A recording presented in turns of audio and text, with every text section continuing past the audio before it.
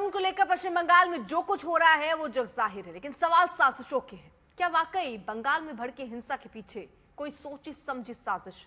क्या जानबूझकर मुसलमानों को वहां भड़काया जा रहा है और हिंसा फैलाई जा रही है? पश्चिम बंगाल पुलिस अब तक की पड़ताल के आधार पर मान रही है कि बंगाल में हो रही हिंसा के पीछे घिनौनी साजिश है।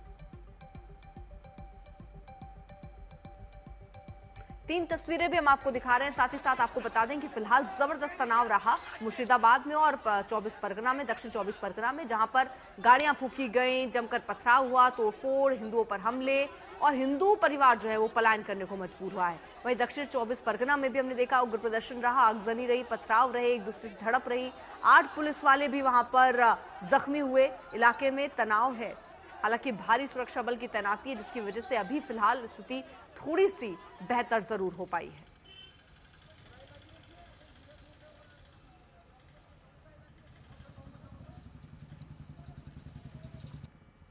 अच्छी बात यह है कि मुर्शिदाबाद में हालात पटरी पर हैं। सुरक्षा बलों की लगातार तैनाती का असर हुआ है। 4 दिन से हिंसा की कोई घटना नहीं हुई। अब धीरे धीरे बाजार खुलने लगे हैं।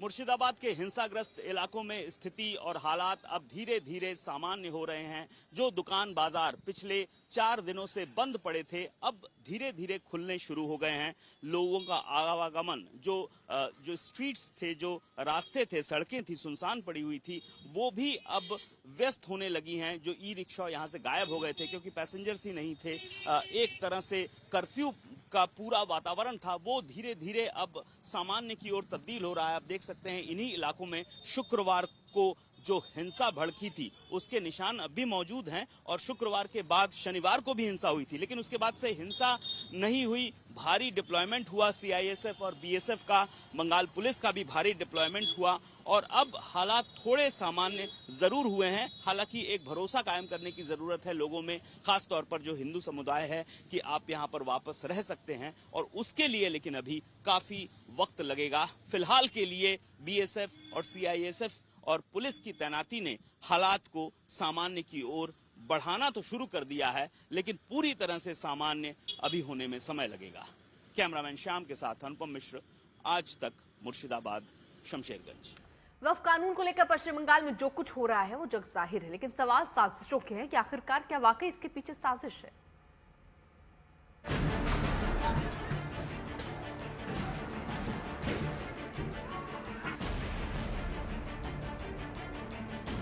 क्या बंगाल में हिंसा के पीछे साजिश?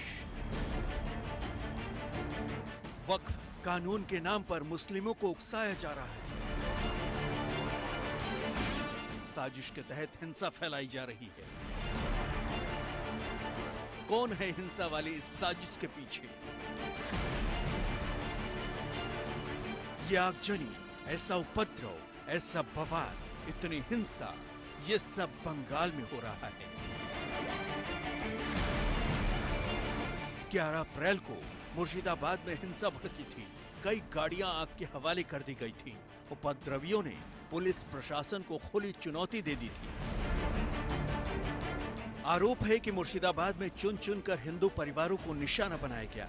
उन्हें मुर्शिदाबाद छोड़कर भागने के लिए मजबूर कर दिया गया। बड़ी संख्या में लोगों को पड़ोस के मालदा जिले में शरण लेनी पड़ी। हालांकि अब पलायन करने वाले लोग बदले हालात में सुरक्षा इंतजामों के बीच मालदा से मुर्शिदाबाद लौटने लगे हैं। जलते मुर्शिदाबाद को राहत भी नहीं मिली थी कि दक्षिण 24 परगना भी 14 अप्रैल को सुलग उठा। ऐसा कोहराम की सुरक्षा के लिए केंद्रीय बलों को तैनात करना पड़ा है। दक्षिण 24 परगना के भांगर में कल हिंसा हुई। इस बवाल में 8 पुलिस वाले जख्मी भी हुए। कई गाड़ियां जला दी गई, बड़े पैमाने पर तोड़ फोड़ की गई। बंगाल के शहरों में ऐसी हिंसा के पीछे वक्फ कानून का विरोध बताया जा रहा है, लेकिन सवाल है कि क्या वक्फ कानून के विरोध के बहाने साजिशन हिंसा को भड़काया जा रहा है? तो आपको सुनाते हैं एक युवक का बयान, जिसके भाई की मुर्शिदाबाद हिंसा में मौत हो चुकी है। কিছু এসডিপিআই নেতা আছে, ওখানে সবকে উস্কানি দিচ্ছে যে আপনার আন্দোলন করতে হবে, আন্দোলন করতে হবে। আরে ভাই, আন্দোলন করবি তোরা, আগে আয়, সামনে আয়, তাতে তো শান্তিভাবে আন্দোলনটা হবে। তোরা বলে দিচ্ছিস যে আন্দোলন করো, অকাবুলের জন্য আন্দোলন করো, আমাদের মুসলিমের সম্পদ চলে যাচ্ছে। তো তোরা তো সামনে যাচ্ছিস না ভাই, ওই 15-20 বছরের ছেলেকে পাঠিয়ে দিচ্ছিস। এই যে ওই ছেলেটার বাবা হারিয়ে গেল, তো ওই ছেলেটার বাবার কে ছেলেটার দায়িত্ব কে নেবে? ওরা নিবে?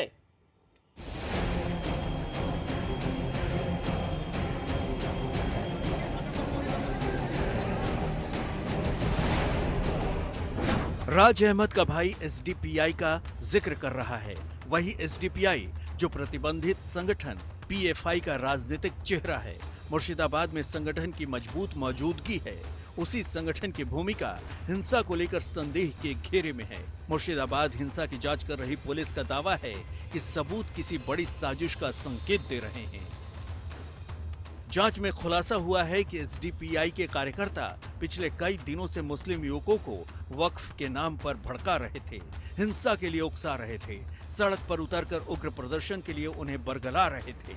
एसडीपीआई वाले ये कहकर भड़का रहे थे कि सरकार वक्फ के नाम पर मुसलमानों से सब कुछ छीन लेगी। मुर्शिदाबाद में हुए हिंसा में अब एसडीपीआई का नाम आ रहा है। एसडीपीआई जो बहुत ही एक कंट्रोवर्शियल एक पॉलिटिकल पार्टी है और माना जा रहा है कि एसडीपीआई के समर्थकों ने और नेताओं ने वहां पर जाकर यानी कि मुर्शिदाबाद में लोगों को भड़काया, उनको उकसाया और उसी के बाद उनको फोर्स किया कि प्रदर्शन करे और हिंसक आक्रमण करे पुलिस के ऊपर।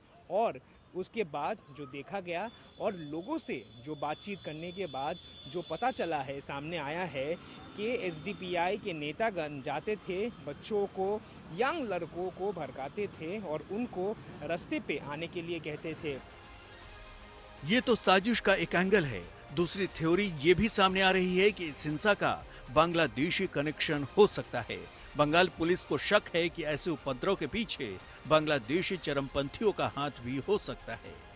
मुर्शिदाबाद से अनुपम मिश्र के साथ सूर्योग्नि रॉय, कोलकाता, आज तक। अनुपम हमारे साथ हमारे सहयोगी इस वक्त जुड़ चुके हैं और जानकारी के साथ। अनुपम, क्या क्या जांच में अभी तक साफ हो पाया है? किसकी साजिश नजर आती है? पुलिस की जांच जो है वो किस दिशा में चल रही है? जी देखिए, अभी तक जो जांच का दायरा है वो बहुत ज्यादा नहीं खुल पाया है, क्योंकि पुलिस की प्राथमिकता अभी है किसी तरह से स्थिति को कंट्रोल में किया जाए और नॉर्मलसी की ओर लाया जाए। लेकिन अब तक की जो छानबीन हुई है उससे एक बात तो साफ है कि ये पूरी की पूरी घटना पूर्व नियोजित थी। पुलिस को सूती, जो जहां पे सबसे पहले हंगामा शुरू हुआ, वहां पर रोक के रखा गया। वहां पर पुलिस और प्रोटेस्टर्स के साथ एक तरह से युद्ध शुरू हुआ, क्लैश शुरू हुई और सूती से सिर्फ 10 किलोमीटर दूर शमशेरगंज में ये हंगामा उसी दौरान शुरू हो गया। अब पुलिस का जो बड़ी फोर्स है उसको जंगीपुर से शमशेरगंज पहुंचने के लिए सूती क्रॉस करना होगा, लेकिन सूती में ही बवाल हो रहा था। ऐसे में बड़ी फोर्स शमशेरगंज नहीं पहुंच पाई। इस वजह से वहां पर तांडव मचता रहा, लगभग 4 घंटे तक तांडव मचता रहा। और ऐसे में अब जो बात सामने